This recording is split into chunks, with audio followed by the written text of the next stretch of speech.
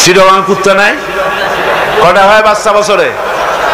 7টা 8টা। অর্থ কোনো জন্ম নিয়ন্ত্রণের বালাই নাই, জন্মের হওয়া হয়। এই যে কুত্তা এত হওয়া হইল, সব কুত্তা যদি বাঁচত, আপনারা রাস্তায় হাঁটতে পারতেন? হাঁটতে পারতেন? কুত্তার জ্বালায় হাঁটতে পারতেন না, যেহেতু ওটা হারাম। জন্মের হওয়া হইলেও অত কোনো বরকত নাই। আর গরু হলো হালাল। গাভী বাছুর দেয় কয়টা? কয়টা? মাত্র একটা বছরে। আর তারপরে মুসলমানেরা কুয়াতুল মুসলিমিন, জন্মের খাওয়া খায় এই গরু। এরপরে গরুর অভাব আছে? যেহেতু ওটা হালাল, এতে বরকত হয়। হারাম বেতন, বেতন নয়, হারাম ভাবে ঘুষের টাকা নিয়েছেন, যে টাকা দিয়েছে সে তো টাকাটা না দিয়ে পারে নাই, করবে কি, কাজ আদায় করার জন্য দিছে। টাকাটা দেয় আর একটু কষ্টা হাসি হাসে, হাসিও না কান্দাও না, একটা বেটকি দেওয়ার মতো অফিসের সামনে দিয়া তারপরে বাড়ির দিকে যায় আর বলে, আল্লাহ এতগুলি টাকা আমার নিল, ওরে কলেরা দিয়ে ওর পুষ্টি সাফ করে দিও। এই বদদোয়া করে, এই বদদোয়া করে। তাই ঘুষখোর অফিসারদের কামাই রুজিতে বরকত নাই। কথা ঠিক কিনা কর? ঘুষ ছাড়ো, ঘুষ হারাম, পায়খানার মতো হারাম, শুয়োরের মাংসের মতো হারাম। ঘুষ হারাম, সুদ হারাম। সুতরাং আল্লাহর ভয় করো। ইমানের 6 নম্বরের দাবি, ভয় করতে হবে কাকে? আল্লাহ রাব্বুল আলামিনকে ভয় করতে হবে। 7 নম্বরের তাওহীদের দাবি হচ্ছে সাহায্য চাইতে হবে কেবলমাত্র আল্লাহ রাব্বুল আলামিনের কাছে। প্রত্যেক নামাজের ভিতরেই তো আমরা বলি, ইয়্যাকা না'বুদু ওয়া ইয়্যাকা নাস্তাঈন। পড়েন সবাই, ইয়্যাকা না'বুদু ওয়া ইয়্যাকা নাস্তাঈন। একমাত্র আমি তোমার গোলাম আর তোমার কাছেই সাহায্য যাচিয়া করি। নামাজের মধ্যে এই কথা কইয়া তারপরে সাহায্য চান মানুষের কাছে গিয়া, ছেলে দাও, মেয়ে দাও, স্বাস্থ্য ভালো করো, এই সমস্ত কথা গিয়া বলেন। সম্পূর্ণ উল্টা খাসলা, শিরকের মধ্যে মুবতালা হয়ে যাচ্ছেন। চাইতে হবে আল্লাহর কাছে, গোলামিটা হবে আল্লাহর। গোলামিটা হবে কার? সেই গোলামি কোথায়? নামাজে শুধু না, শুধু নামাজে নয়, নামাজটা পড়েন যার হুকুম মতো, রোজা রাখেন যার হুকুম মতো, দোকান চালাতে হবে তার হুকুম মতো। দোকানে গিয়ে দেখা যায় দোকানদার ওজন যখন দেয়, আল্লাহ বলেছেন ওজনে কম দিও না। বান্দা এমন ভাবে দাড়ি পাল্লা ধরে, ক্রেতা মনে করে আমারে বুঝি 1 কেজির জায়গায় 1.5 কেজি দিছে। বাড়ি এনে মেপে দেখবেন 1400 টাকার বেশি না। ঠিক কিনা? মাপে কম, পরিমাণে কম। তাহলে তো গোলামি হলো না। জমিনের আইল ঠেলে জনমের ঠেলা। একদিকে নামাজ পড়ে, আল্লাহরে বলে ইয়্যাকা না'বুদু, তোমার গোলামি করি। গোলামির প্রমাণ দেখো, জমিনে যখন জমিন চাষ করে, চাষ করার সময় লাঙ্গলের মাথা বুঝি খারাপ হয়ে যায় আইলের কাছে গেলে? আইল ঠেলিয়া একেবারে কাম শেষ। আমার ছাত্র জীবনে একবার স্টিমারে যাচ্ছিলাম কোন এক জায়গায়, বিছানা রাখা একজন লোককে বললাম, ভাই আমার বিছানাটা দেখেন, আমি একটু উজু করে আসি। হায় হায়, উজু করে এসে দেখি আমার বিছানা এমন অবস্থায় রাখছে যাতে আমার কাইতে হওয়ার উপায় নেই। এমন ভাবে চাপিয়া এতটুক করে ভালাইছে। বললাম, হাসি মুখে বললাম, ভাই আপনার এই আচরণে প্রমাণ হলো মাত্র 6-7 ঘন্টার জার্নিতে বা 12 ঘন্টার জার্নিতে আপনার আমার বিছানার আইল যখন ঠিক রাখতে পারেন নাই, আপনার জমিনের কাছে যার জমিন আছে সে আইলও আপনি ঠিক রাখতে পারছেন বলে মনে হয় না। রাসূলুল্লাহ বলেছেন, লানাল্লাহ মান গায়্যারা মানারা, যে ব্যক্তি জমিনের আইল টেরা বাঁকা করে তার উপরে আল্লাহর লানাত, আল্লাহর অভিসম্পদ। আল্লাহর কাছে বললেন, আল্লাহ ইয়্যাকা না'বুদু, তোমার গোলামি করি। এই গোলামির প্রমাণ দিতে হবে, বাজারে দিতে হবে, হাটে দিতে হবে, দোকানে দিতে হবে, অফিসে দিতে হবে, আদালতে দিতে হবে, কলে দিতে হবে, কারখানায় দিতে হবে, সেক্রেটারিয়েটে দিতে হবে, বঙ্গভবনে দিতে হবে, কলেজে দিতে হবে, বিশ্ববিদ্যালয়ে দিতে হবে, রান্নাঘর থেকে শুরু করে বঙ্গভবন পর্যন্ত সব জায়গায় গোলামি হবে কার? চিল্লায় বলেন, কার গোলামি? আল্লাহর গোলামি। এরপরে 9 নম্বরে তাওহীদের দাবি, সেটা হচ্ছে এই আনুগত্য, আল্লাহর আইনের আনুগত্য করা লাগবে। আমার বন্ধুগণ, আনুগত্য করতে হবে কার বলেন? আল্লাহ পাকের আনুগত্য করতে হবে, আর হেদায়েত চাইতে হবে। 8 নম্বর, 7 নম্বর বলেছিলাম আমি সাহায্য, 8 নম্বরে হলো হেদায়েত। হেদায়েত চাইতে হবে কার কাছে? কার কাছে? আল্লাহ শিখায় দিচ্ছেন। প্রত্যেক নামাজের ভিতরে আমরা বলি ইহদিনাস সিরাতাল মুস্তাকিম। পড়েন সবাই, ইহদিনাস সিরাতাল মুস্তাকিম। হায় আল্লাহ, হেদায়েতের একটা রাস্তা চাই, কিচ্ছু চাই না। ভিক্ষার মতো নামাজের মধ্যে বলতেছি, আল্লাহ কিচ্ছু চাই না, একটা সরল রাস্তা চাই, সোজা রাস্তা চাই। কিরকম রাস্তা? সিরাতাল্লাযীনা আন'আমতা আলাইহিম গায়রিল মাগদুবি আলাইহিম ওয়ালাদ-দাল্লিন। এমন রাস্তা চাই যেই রাস্তায় চললে নিয়ামত পাওয়া যায়। অভিশপ্তদের রাস্তা, পথভ্রষ্টদের রাস্তা চাই না। নিয়ামত প্রাপ্ত হচ্ছে নবীন, সিদ্দিকিন, শুহাদা, সালিহিন, ওই রাস্তা চাই। হেদায়েতের রাস্তা চাইতে হবে আল্লাহর কাছে। নামাজের ভিতরে আমরা যে হেদায়েতের রাস্তা চাইলাম আল্লাহর কাছে, আল্লাহ রাব্বুল আলামিন এই আমাদের এই চাওয়ার জবাবে আল্লাহ পাক বলেন, আমার কাছে রাস্তা চেয়েছো, এরই জবাবে 30 পারা কোরআন শরীফ দিলাম, এটাই হেদায়েতের পথ। আর জবাব দিলেন আল্লাহ, সূরা ফাতিহার জবাব সূরা ইয়াসিনের মধ্যে আল্লাহ দিয়ে দিয়েছেন। সূরা ফাতিহায় আমরা বললাম ইহদিনাস সিরাতাল মুস্তাকিম, হায় আল্লাহ সোজা রাস্তাটা দেখাও। সূরা ইয়াসিনে গিয়ে আল্লাহ জবাব দিয়ে দিলেন, ও বান্দা তুমি আমার কাছে সোজা রাস্তা চেয়েছো, শোনো, ওয়া আনি'বুদুনি হাযা সিরাতুম মুস্তাকিম। আমার গোলামি কর, আমার দাসত্ব কর, হাযা সিরাতুম মুস্তাকিম। এটাই হলো সহজ সরল রয়াল রোড, যার শুরু হলো দুনিয়া থেকে, শেষ হলো জান্নাতুল ফেরদাউসে গিয়া। জোরে বলেন সুবহানাল্লাহ। সুতরাং হেদায়েত চাইতে হবে কার কাছে? আল্লাহর কাছে। আল্লাহর কাছে হেদায়েত চাইলাম, আল্লাহ কোরআন দিলেন আর নবী দিয়া দিলেন। নবীর কাছ থেকে হেদায়েতের নমুনাটা নিতে হবে। একজন বদবী, একজন গ্রাম্য লোক রাসূলের কাছে এসে প্রশ্ন করেছিলেন, হুজুর আমি গ্রাম্য মানুষ, সব সময় আপনার খেদমতে আসতে পারি না, আমি গরিব মানুষ, হুজুর আমাকে আপনি বলে দেন তাওহীদ কারে বলে, রিসালাত কারে বলে, আখিরাত কারে বলে, ঈমান কারে বলে। হুজুর সব তারে ব্যাখ্যা করে শোনায় দিলেন। লোকটা যাওয়ার সময় বললেন, ইয়া রাসূলুল্লাহ, আল্লাহর নামে কসম করে বলি, ঈমান, রিসালাত, আখিরাত, ইহসান, তাওহীদ ইত্যাদির যে ব্যাখ্যা আপনি দান করলেন, এর থেকে আমি এক চুলো বাড়াবো না, এক চুলো আমি কমাবো না। এই বলে লোকটা যখন বিদায় হতে লাগলো, আল্লাহর নবী উপস্থিত সাহাবীদের বললেন, সাহাবীরা, এই দুনিয়ায় বেঁচে থাকা অবস্থায় যদি কোনো বেহেশতি মানুষ দেখে চোখ শীতল করতে চাও, তাহলে এই বান্দার দিকে তাকায় দেখো, সে আল্লাহর জান্নাতি। কারণ সে বলেছে, রাসূল ইসলামের যে ব্যাখ্যা আপনি দিয়েছেন, এর থেকে এক চুল বাড়াবো না, এক চুল কমাবো না। এর নাম ঈমান। এর নাম কি? সিল্লাকনের নাম কি?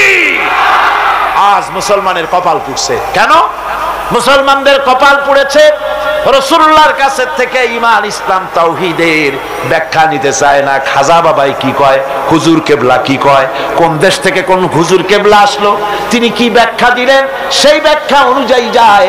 ওই ব্যাখ্যা কোরআনে বা হাদিসে আছে কিনা একটু যাচাই পর্যন্ত করে না। জোরে কর নাউযুবিল্লাহ। হ্যাঁ, কোন পীর সাহেব যদি বলেন এভাবে পাগড়ি বাঁধো, আমি যদি দেখি হাদিসে ওরকম পাগড়ি বেঁধেছেন রাসূল, অবশ্যই পীর সাহেবের কথা মানবো।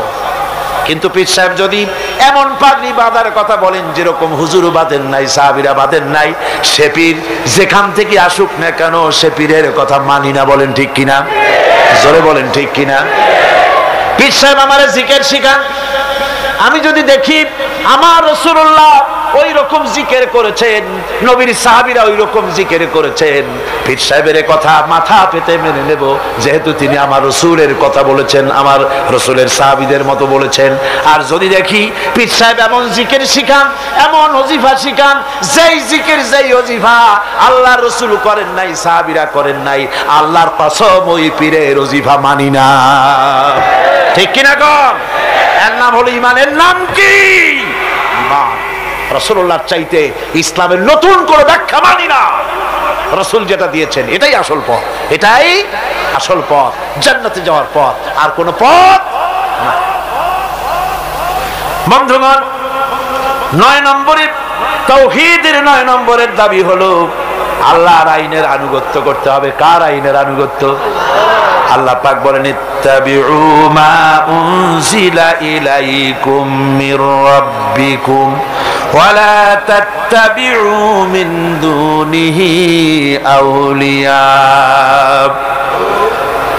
একমাত্র আমি যে আমার নাজিলকৃত তোমার রবের পক্ষ থেকে যে কিতাব নাজিল হয়েছে সেই কিতাবের অনুসরণ করো। ওয়ালা তাত্তাবিউ মিন দুনিহি আউলিয়া, আর তিনি ছাড়া অন্যরা যা কিছু দিয়েছে তার অনুসরণ করো না, মেনো না। আল্লাহর কিতাব এই কোরআনে যা আছে এটাই মানো, এই কোরআনের বাইরে যা আছে সেটাকে আইন হিসাবে মেনো না। এটা আইনের কিতাব। এটা কিসের কিতাব? যারা বলেন কিসের কিতাব? আইনের কিতাব। সব কথা আল্লাহ কোরআনের মধ্যে বলে দিয়েছেন, আছে না সব? আপনার কি চাই বলে, যেটা কোরআনে নাই? কোনটা বলবো?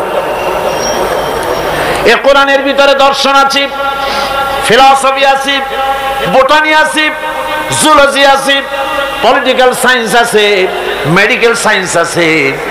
এর ভিতরে আপনার খতত্ব আছে, ভূতত্ব আছে, নৃতত্ব আছে, এর মধ্যে সব আছে। মেয়ে লোকের কথা আছে, প্রতিবেশীর কথা আছে, মা বাপের কথা আছে, শ্রমিকের কথা আছে, সাদা কালা মানুষের কথা আছে। এক কথায় মানুষের জীবনে যা দরকার সব কোরআনে আছে। জোরে কোন সুবহানাল্লাহ। আছে কিনা? পিঁপড়া থেকে শুরু করে হাতি পর্যন্ত সব আছে। পিঁপড়ার নামে সূরাটা আছে না? নাম কি? নাম।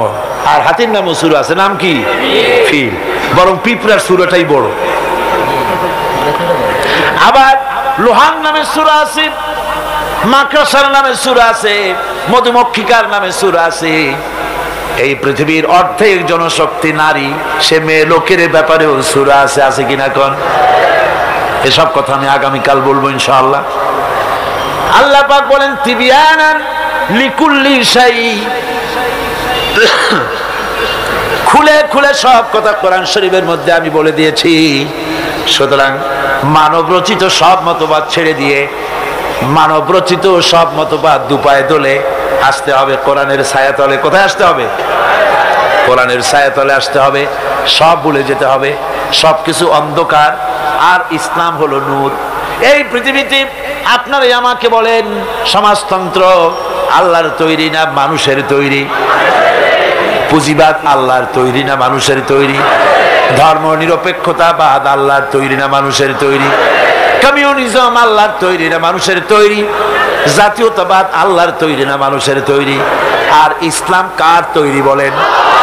এ কোরআন কার তৈরি বলেন? এই কোরআন শরীফের ভিতরে আল্লাহ রাব্বুল আলামিন গ্যারান্টি দিতেছেন, ফামান তাবিআ হুদায়া ফালা খাউফুন আলাইহিম ওয়ালা হুম ইয়াহজানুন। এই কোরআন যারা মেনে চলবে তাদের জন্য কোনো ভয় নাই, তাদের জন্য কোনো চিন্তা নাই। আলা খাউফুন আলাইহিম, ভয় নাই, চিন্তা নাই। কিসের ভয় নাই, কিসের চিন্তা নাই? কোরআনের আইন যে দেশ মানবে, কোরআনের আইন যে দেশ, যে রাষ্ট্র, যেই জনগণ মানবে, তাদের জন্য খাওয়া পড়া, শিক্ষা, চিকিৎসা, বাসস্থানের চিন্তা থাকবে না। আর হত্যা, ধর্ষণ, হাইজাক, লুট ইত্যাদির কোনো ভয়ও থাকবে না। দুনিয়ায় শান্তি পাবে। কিয়ামতের দিন জাহান্নাম থেকে আল্লাহ মুক্তি দিয়া দিবেন। জোরে বলেন সুবহানাল্লাহ। সুতরাং এই কোরআনের দিকে আসতে হবে, কোরআনের দিকে আমাদেরকে এগিয়ে আসতে হবে। আল্লাহর গ্যারান্টি, খাওয়া পড়া, শিক্ষা, চিকিৎসা, বাসস্থানের গ্যারান্টি কে দিয়েছে? কোরআন দিয়েছে। কে দিয়েছে? কোরআন দিয়েছে। কোরআনের কথা বিশ্বাস হইল না, বিশ্বাস হইল কার কথা? নির্বাচনের সময় সলিমুদ্দিন এসে মঞ্চে দাঁড়ায় গেছে। একজন, উনি দাঁড়াবার আগে একজন এসে বলল, ভাইয়ের আমার, বোনের আমার, এতক্ষণ ধরে যার বক্তব্য শোনার জন্য প্রচন্ড রৌদ্রের ভেতরে প্রতীক্ষায় ছিলেন, ইনি সেই গরিবের বন্ধু, শ্রমিকের শত্রু নাকি জানি, জনগণের কলিজার টুকরা, কৃষকের নয়নের মণি, সাধারণ মানুষের ঘিলুর চামড়া, অমুক চেরাগালি সাহেব। উনি এবার বক্তব্য রাখবেন। উনি বললেন, এবার আমি দাঁড়াইছি আমারে ভোট দেন। সালাম কত তখন, মাশাআল্লাহ। ধর্মের কথা ওরা আমাদের বলে, আমরা নাকি ধর্মের নামে রাজনীতি করি, ধর্ম নিয়ে নাকি আমরা ব্যবসা করি। নাউজুবিল্লাহ।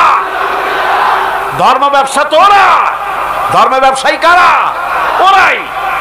মৌসুম আসতে পরে সারা বছরে সালাম দেয় না, নির্বাচন যখন আসে খায়রে সালাম, সালাম দিতে দিতে আসসালামু আলাইকুম এ এত সময় বলবে কতক্ষণ, খালি কয় চালকুম চালকুম, তাড়াতাড়ি হয়ে যায়, দ্রুত সালামের ব্যবস্থা। তারপরে বাড়ি বাড়ি গিয়ে হাজির, সালামের দেখেন গরজ কত। বরিশালে শুনে আসলাম একজন ক্যান্ডিডেট নাকি এরকম গত নির্বাচনে সালাম দিতে দিতে একেবারে শেষ। তারপরে রাতে বাড়ি ফিরতেছে ক্যানভাস করে, রাত্রিবেলায় যাওয়ার সময় রাস্তা দিয়ে যাচ্ছে, সাথে লোকজন আছে, সামনে দেখে রাস্তার উপরে একটা মানুষের মতো, কয় আসসালামু আলাইকুম, জবাব নেই। আরে ভাই, জবাব না দেন, ভোট না দেন, সালামের জবাবটা তো দিবেন, তাও কথা কয়। তারপর আচ্ছা ঠিক আছে একটু মুসাফা করি, হাত দিয়েছে, তা হাতও বাড়াইলো, ব্যাপারটা সালাম দেই, সালামদের জবাব দেয় না, হাত বাড়াইলাম, মুসাফা করে না, কি কাছে যায় দেখে যে মানুষ না মরা খাজুর গাছ। এই গরজ হয় তখন, বাড়ি বাড়ি যায়, মানুষের দরদে অস্থির, লক্ষ লক্ষ টাকা খরচ করে নির্বাচনে জনগণের মহব্বতে। তার মানে হলো নির্বাচন হচ্ছে একটা ইলেকশনে জিতে যাওয়া, এটা হলো বড় রকমের একটা কৃষি ক্ষেত। এখানে 10 লাখ জমা করতে পারলে, মন্ত্রী হইতে পারলে 20 কোটি টাকা ইনকাম করার পথ হয়ে যায়, বিরাট বিরাট বড় লোক হয়ে যায়। তখন আর গরিবের কথা মনে থাকে না। মাশাআল্লাহ, গর্দান এইরকম মোটা হয়, ফিরতে পারে না, সশরীরে ফেরা ছাড়া খালি মাথা ফিরাইতে পারে না, গাজী রকেটের মতো। তারপরে পেট মাশাআল্লাহ এরকম উকুন মারা যায় পেটের উপরে। কোন হলে যদি ঢোকে, হলের মধ্যে যারা থাকে তারা কয় যে শুধু তো পেট দেখি, নেতা কই? কই নেতা তো পিছনে। জনগণের মাল খাইয়া তারপরে এইভাবে হারাম খেয়ে শরীরকে পরিপুষ্ট করে, মানুষকে ধোকা দেয়, আর মানুষগুলো ধোকায় পড়ে যায়। এবারে শেষ নম্বর, এবারে সর্বশেষ নম্বর, তাওহীদের 10 নম্বর দাবি হলো, তাওহীদের 10 নম্বরের দাবি হচ্ছে আল্লাহ পাকের নির্ভেজাল খাঁটি বান্দায় পরিণত হতে হবে। এটা হলো ইমানের দাবি, তাওহীদের দাবি। মুমিনের কাছে যারা ইমান এনেছে বলে দাবি করেছে, আল্লাহরে মানি বলে যারা দাবি করেছে, তাদের জন্য 10 নম্বরের তাওহীদের দাবি হতেছে নির্ভেজাল খাঁটি মুসলমান হতে হবে। কি মুসলমান? খাঁটি মুসলমান, নির্ভেজাল, সলিড, যার ভিতরে শিরক এবং বেদাত থাকবে না। ভয় করবে কেবলমাত্র আল্লাহকে, নামাজ পড়বে 5 ওয়াক্ত, সুদ খাবে না, ঘুষ খাবে না, জিনা করবে না, জমিনের আইল ঠেলবে না, আর বাঁচবে তো বাঁচবে আল্লাহর জন্য, মরবে তো মরবে। আল্লাহ রাব্বুল আলামিন শিখায় দিচ্ছেন এরকম খাঁটি বান্দা হওয়ার জন্য বলো, কুল ইন্না সালাতি ওয়া নুসুকি ওয়া মাহইয়ায়া ওয়া মামাতি লিল্লাহি রাব্বিল আলামিন। পড়েন সবাই, ইন্না সালাতি ওয়া নুসুকি ওয়া মাহইয়ায়া ওয়া মামাতি লিল্লাহি রাব্বিল আলামিন। নিশ্চয়ই আমার নামাজ, আমার কোরবানি, আমার হায়াত, আমার মত সব কিছু ওই আল্লাহর জন্য, যিনি তামাম জাহানের পালনেওয়ালা রব। ওই আল্লাহর জন্য, আমার বেঁচে থাকা আল্লাহর জন্য, আমার মরে যাওয়া আল্লাহর জন্য, আমার নির্বাচন আল্লাহর জন্য, আমার ভোট আল্লাহর জন্য, আমার ক্যানভাস আল্লাহর জন্য, আমার চাঁদা আল্লাহর জন্য, আমার ব্যবসা আল্লাহর জন্য, আমার মরে যাওয়া আল্লাহর জন্য, আমার জন্ম থেকে শুরু করে মৃত্যু পর্যন্ত সব কাজ কার জন্য? জোরে বলেন, জোরে বলেন, কার জন্য? যে ব্যক্তি বিদ্রোহ করেছে এবং দুনিয়ার জীবনকে অগ্রাধিকার দিয়েছে, তার জায়গা হচ্ছে জাহান্নাম। জোরে বলেন নাউজুবিল্লাহ। যে ব্যক্তি আল্লাহর সঙ্গে বিদ্রোহ করেছে আর পরকালের জন্য পাথর জোগাড় করে নাই, দুনিয়াকে অগ্রাধিকার দিল, পরকালকে ভুলে গেল, তার জায়গা হলো জাহান্নাম। ওয়া আম্মা মান খাফা মাকামা রাব্বিহি ওয়া নাহান নাফসা আনিল হাওয়া ফাইন্নাল জান্নাতা হিয়াল মাওয়া।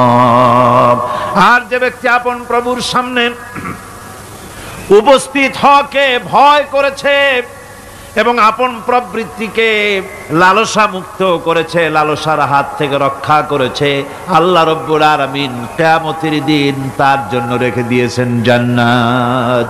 তার জন্য কোন জায়গা? জান্নাত। আমাদেরকে পরকাল ভিত্তিক জীবন যাপন যদি করি তাহলে কবরের জবাবগুলি খুব আসান হবে। আর যদি পরকাল ভিত্তিক জীবন যাপন না হয় কবরটা মুসিবত হয়ে যাবে। হযরত ওসমান রাদিয়াল্লাহু তাআলা আনহু কবরের কাছে গিয়ে খুব কাঁদতেন। সাহাবায়ে কেরাম প্রশ্ন করেছেন, হুজুর, রাসূল করিম সাল্লাল্লাহু আলাইহি সাল্লাম যখন জান্নাত ও জাহান্নামের ওয়াজ করেন তখনও তো এত বেশি আপনি কাঁদেন না, যত বেশি কাঁদেন কবরের কাছে এসে, কারণ কি? হযরত ওসমান রাদিয়াল্লাহু তাআলা আনহু বলতেন, আমার সাথীরা, আমি আমার হাবিবের কাছে, আল্লাহ রাব্বুল আলামিনের রাসূলের কাছে আমি শুনেছি এই কবরটাই হলো প্রথম স্টেশন, এই কবরটাই হলো প্রথম ইমিগ্রেশন কাউন্টার। এই জায়গায় যদি কেউ ধরা পড়ে যায়, কারো যদি চার্জশিট হয়ে যায়, সব জায়গায় ধরা পড়ে যাবে, হাসরে মিজানে সিরাতে কোনো জায়গায় নাজাত পাবে না। আর এই কবরটা যদি কেউ মুক্তি পেয়ে যায়, মিজান সিরাত হাসর সব জায়গা থেকে আল্লাহ তারে ভালোভাবে পার করে দিবেন। এটা হলো আসল জায়গা, মারাত্মক জায়গা, খুব মারাত্মক জায়গা। আমি এটাকে ইমিগ্রেশন কাউন্টার বলেছি আমার ভাষায়। ইমিগ্রেশন কাউন্টার যারা বিদেশ ভ্রমণ করেছেন তারা জানেন। লন্ডন যাবেন, আমেরিকা যাবেন, সৌদি আরব যাবেন, যে কোনো বিদেশে যাবেন, গেলেই পাসপোর্ট তারা দেখবে। পাসপোর্টে আপনার ন্যাশনালিটি কোনটা সেটাই তারা জানতে চাইবে। আপনি কোন দল করেন এটা তারা জানতে চাইবে না। আপনি কোন ভাষায় কথা বলেন তাও তাদের জানার দরকার নেই। প্রথমেই তারা আপনার ন্যাশনালিটি দেখবে, আপনার আইডেন্টিটি কি তারা জানতে চাইবে। তারপরে যদি স্যাটিসফ্যাক্টরি হয় আপনাকে ভিসা দিয়ে ভেতরে ঢুকবার ব্যবস্থা করে দেবে। আর যদি তারা স্যাটিসফাইড না হয় তাহলে আপনাকে মেহমানখানায় ঢুকানো হবে গ্রেফতার করে। কবর হচ্ছে এ ধরনের একটি ইমিগ্রেশন কাউন্টার। কবরের ভিতরে মানুষ যখনই রাখা হবে সঙ্গে সঙ্গে দুজন ফেরেশতা আসবে। কবরের কাছে যারা এসেছিল দাফন হয়ে যাওয়ার পর এই লোকগুলি 40 কদম যেতে যতক্ষণ লাগে এর মধ্যেই দুজন ফেরেশতা এসে যাবে। এসে জিজ্ঞেস করবে, মান রব্বুকা, তুমি কোন দল করতে? ওটা তাদের জানার দরকার নাই। চাকরি কিসে করতেন ওটা জানার দরকার নাই। ব্যবসা করতেন না চাকরি করতেন প্রয়োজন নাই। প্রথমেই জিজ্ঞাসা করা হবে ন্যাশনালিটি, প্রথমেই জিজ্ঞাসা করা হবে তার ন্যাশনালিটি সম্পর্কে, তার আইডেন্টিটিটা কি, এবং সেটাকে সত্যায়িত করার জন্য, বোঝার জন্য 3টি প্রশ্ন। প্রথম প্রশ্ন, মান রব্বুকা ওয়া মা দীনুকা ওয়া মান নাবিয়্যুকা, তোমার রব কে, তোমার দ্বীন কি, তোমার নবী কে। যদি এই ব্যক্তি বেঈমান হয়, মুনাফিক হয়, সে বলবে হায় হাতা লা আদরি, হায় হাতা লা আদরি, জানি না আমার রবকে, আমি জানি না। তোমার দিন কি, দিন কারে কয় বুঝি না।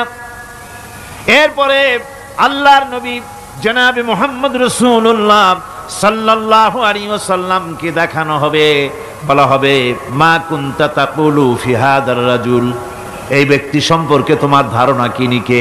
বলবে আমি চিনি না। নাউযুবিল্লাহ। বাস,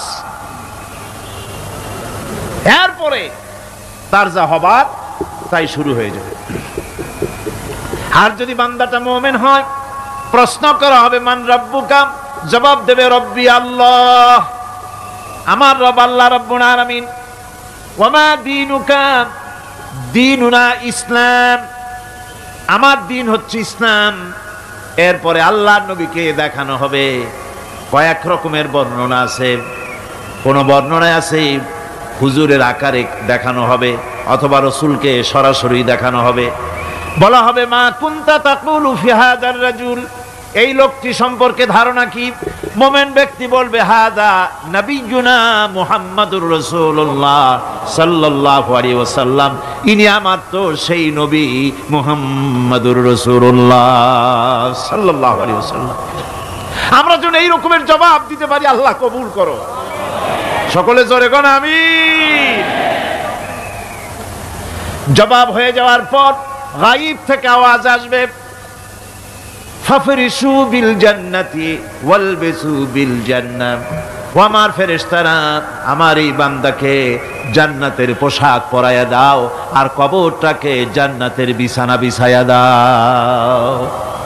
জান্নাতের পোশাক পরাইয়া দাও, জান্নাতের বিছানা বিছাইয়া দাও। ইলা মাদ্দা বাসারিহি, তার চোখের দৃষ্টি যতদূর যায় কবরটা ততটা প্রশস্ত করে দাও। এরপর বেহেশতের পোশাক পরাইয়া বেহেশতের বিছানা বিছায়া ফেরেশতা বলবে নম কানাউমুল উরুস, ঘুমিয়ে যাও।